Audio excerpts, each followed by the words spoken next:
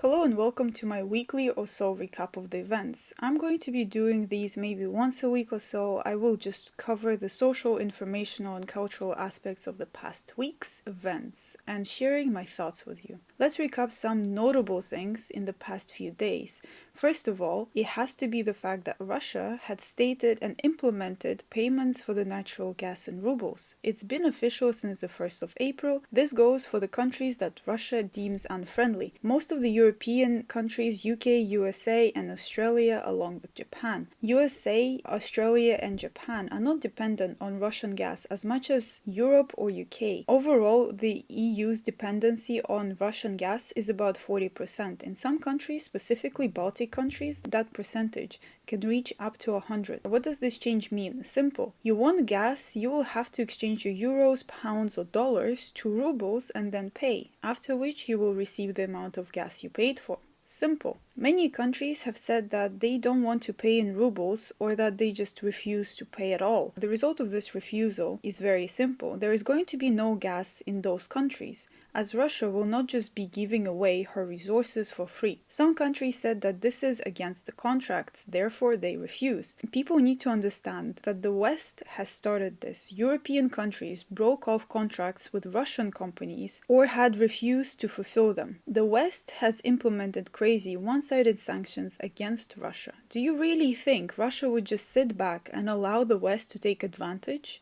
The West has confiscated Russian assets and with their help is paying off the weapons that have been delivered to Ukraine. The West basically forbade Russia to use or trade in euros, dollars, or pounds. This whole situation pisses me off because the Western leaders are playing victims to a very natural and fair response. Russia cannot trade or access that currency because the West is not allowing it. Therefore, Russia changed the currency for her goods to her currency that she can access. I think it's a very fair and just decision. What is unreasonable is the reaction of the civilized countries. Regardless of their screams and protests, sooner or later they will have to give in into buying Russian gas for Russian rubles. Now, when people say gas, it means natural gas, the kind that some people cook on. But that's when things get interesting, and I don't think many people who are screaming in support for the embargo on the Russian gas understand the whole situation and how dire their position is. You see, natural gas is not only used for cooking, but it's also a huge source of cheap electricity, meaning everything in your house, starting from your bed light and ending up with the thermostat, is powered by electricity created from the natural gas. Now, imagine or rather think, what will happen if suddenly half of your electricity just disappeared? The houses become colder, your lights dimmer, your water is barely lukewarm.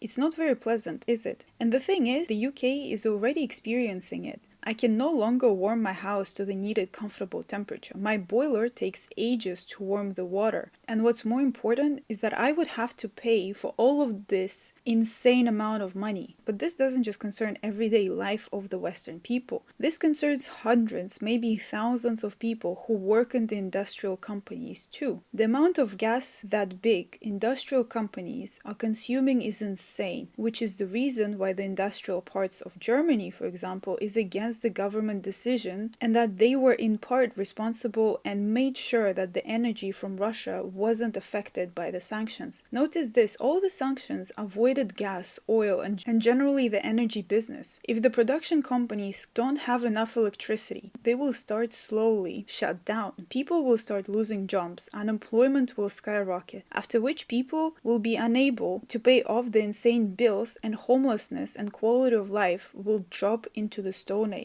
And all of this is because some countries are prideful and would only buy stuff on their own terms. I'm sorry, but if the government of those countries truly care about the well-being of their citizens, they will swallow their pride and put their citizens first. The rules of the world are changing. People need to throw away their old school beliefs and adjust to the building of the new world. Now, let's briefly laugh at Joe Biden, who said that soon ruble will drop and instead of usual 70 rubles for $1 would cost 200 rubles. Well, many memes came out of the Russian community saying saying that soon 1 ruble will cost $200. But let's look at the numbers. After all, we need to remain serious. In the past month, the exchange rate changed drastically and very quickly. It started around 120 rubles for $1 in the beginning of March, rose up to about 140, and then on the 26th of March started falling. Now it's getting stable around 84 rubles for $1. Now, what was Biden saying again? And it's not only the dollar but also euros. From 150 fell to 93, and pounds fell from the highest 182 to 111. These are massive changes. The reason for this is the gas problem. It makes ruble worth more than any other currency in this situation. There is also the fact that both Russia and China, along with other countries, are trying to break away from the dollar system. In simple terms, dollar as a worldwide currency is losing its value because of these transactions for gas and oil that are being made in other currencies. What's more important is that Russia is working on transitioning all payments for their exported goods,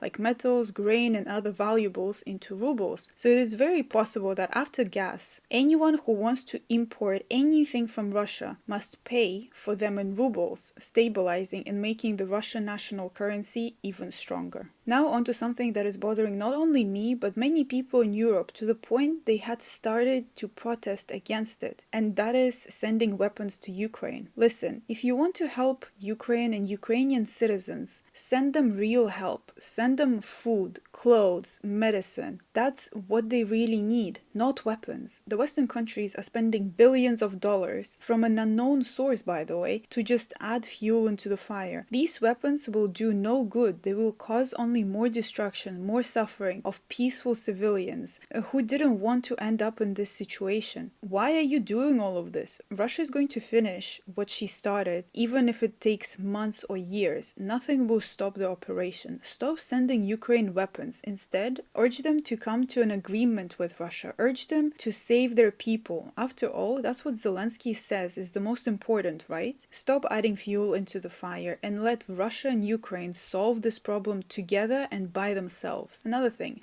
What the hell are people think they're doing? Russian culture is being banned across the civilized countries. Russian conductors are being fired. Russian symphonies can no longer be performed. Russian literature is being removed, and Russian food is disappearing from the menus. What the hell is this? A little bit further like this and burning of the books in the main square will be a natural thing. The funny thing is, some of the writers, composers, and even dishes are closely related to Ukraine, like borscht, a national dish associated with Russia. But you know who else has it as a national dish? Ukraine. Great Russian authors like Gogol were from the territory now called Ukraine, yet have always been considered Russian because they were born in the Russian Empire and spoke Russian as their native language. Funny, isn't it, how in trying to ban Russian, you're also banning Ukraine as well. There is a very, very fine line, almost invisible, between Russia and Ukraine.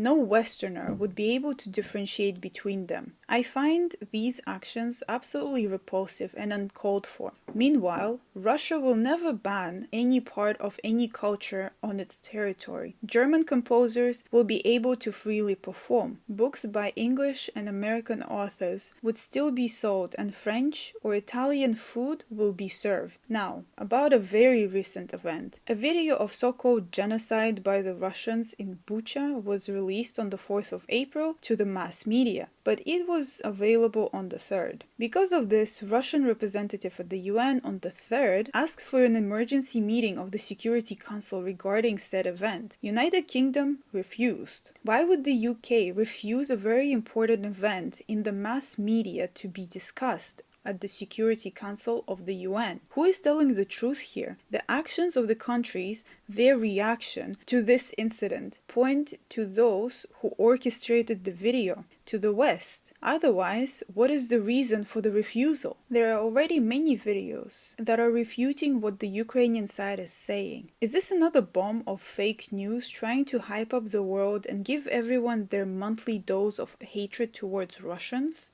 What and why was this made, and why such a contradicting reaction from the world leaders? This conflict is going to bring to the surface the real intentions, the real values of the world, and everyone will be judged at the end of it. Think of this as the doomsday, and be prepared for the heavenly trial at the end. This is it for this video. Stay tuned, subscribe, and until next time.